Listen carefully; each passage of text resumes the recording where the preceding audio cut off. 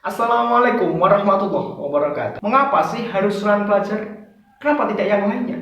Misalkan suara pelajar atau pelajar berkarakter. Dan mengapa harus surat pelajar? Ada apa dengan surat pelajar? Nah, pada video kali ini kita akan membahas tentang mengapa saya memberi nama seruan pelajar. Nah, pada dasarnya seruan pelajar ini terdiri dari dua kata, yaitu kata seruan dan pelajar. Nah, pada kali ini kita akan membahas satu persatu. Yang pertama, kata seruan. Kata seruan ini erat hubungannya dengan kalimat seruan. Dan kalimat seruan adalah kalimat yang ditunjukkan untuk mengekspresikan ekspresi di dalam diri seseorang. Apakah itu kekaguman, rasa marah, kekecewaan, dan lain sebagainya. Nah, kalimat seruan ini ada berbagai macam jenisnya. Yang pertama adalah kalimat seruan larangan. Contohnya adalah, awas ini berbahaya. Bro, jangan merokok di daerah ini. Lalu yang ketiga, mas, jangan parkir di sini ya mas. Itu adalah contoh kalimat seruan larangan. Selanjutnya adalah kalimat seruan undangan. Ayo mari anak-anak, kita bersama-sama untuk menjaga lingkungan. Itu adalah kalimat seruan undangan. Lalu yang kedua, ayo anak-anak, mari kita membuang sampah di tempatnya. Ayo mas, mari kita ikuti rambu-rambu lalu lintas. Nah, itu kalimat seruan undangan. Lalu kalimat seruan yang ketiga adalah kalimat seruan kekaguman. Wow, betapa indahnya pemandangan ini. Betapa jujur dan baiknya raja. Dan yang ketiga adalah, wow, ayu tenan rere. Nah, itu adalah contoh kalimat seruan kekaguman. Dan kalimat seruan berikutnya adalah kalimat seruan kebahagiaan. Sebenarnya masih ada banyak contoh kalimat seruan yang lain.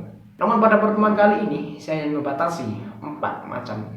Kata selanjutnya adalah kata pelajar. Sebenarnya apa sih definisi dari pelajar? Sebutan pelajar diberikan kepada peserta didik yang mengikuti proses pendidikan dan pembelajaran untuk meningkatkan pengetahuannya. Secara umum, pelajar merupakan individu-individu yang ikut serta dalam proses belajar. Sedangkan dalam arti sempit, pelajar adalah peserta didik. Terdapat beberapa ahli yang telah mengemukakan pendapatnya tentang pengertian pelajar. Adapun pengertian pelajar menurut para ahli adalah sebagai berikut. Yang pertama adalah menurut Sinolongan tahun 1997. Ia mengemukakan bahwa pengertian pelajar secara luas adalah setiap orang yang terlibat dalam proses pendidikan untuk memperoleh pengetahuan sepanjang hidupnya.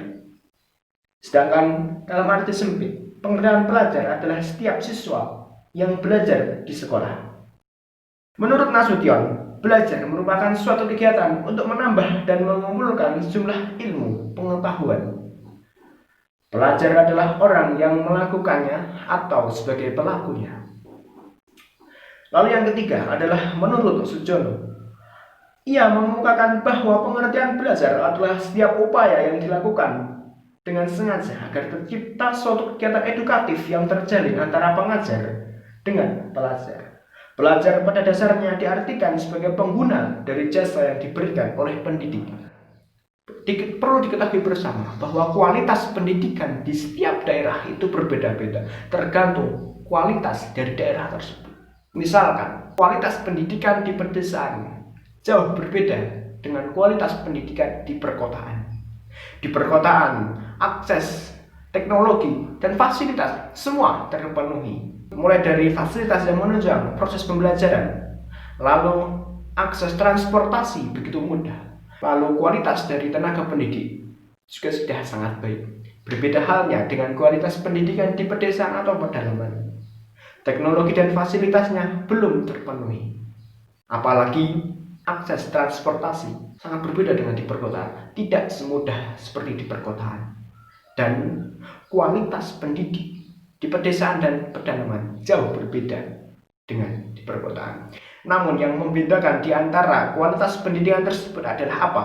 Yaitu kualitas semangat pelajar di perkotaan dan pedesaan. Perlu diketahui, kualitas semangat pelajar di pedalaman jauh lebih tinggi daripada kualitas pelajar di perkotaan. Pelajar di pedalaman rela menempuh jarak yang jauh, berliku tajam, naik turun bukit, menyusuri sungai, dan berkotor-kotoran demi mendapatkan pendidikan yang ia impikan dan demi meraih cita-cita yang ia cita-citakan.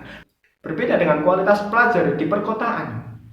Karena fasilitas dan teknologi yang sudah terpenuhi, para pelajar di perkotaan terlena. Sebagai contohnya, tidak sedikit pelajar di perkotaan yang tidur saat gurunya mengajar, tidak sedikit pelajar di perkotaan yang lupa mengerjakan PR-nya, dan tidak sedikit para pelajar di perkotaan yang membolos. Jadi teman-teman semua sudah tahu ya, mengapa saya memberi nama Seruan Pelajar. Apa maksud dan tujuannya? Maksud dari saya memberi nama channel ini, Seruan Pelajar, adalah dimaksudkan untuk memberi identitas kepada kita semua bahwa kita yang ada di sini adalah masih berstatus pelajar. Artinya saya dan Anda sekalian sedang belajar. Saya belajar untuk mencari informasi, mencari materi, menyusun materi, editing, dan mengelola channel YouTube. Sedangkan kalian belajar untuk memahami apa yang saya katakan, sehingga diharapkan apa yang saya sampaikan ini berguna dan bermanfaat bagi kalian semua.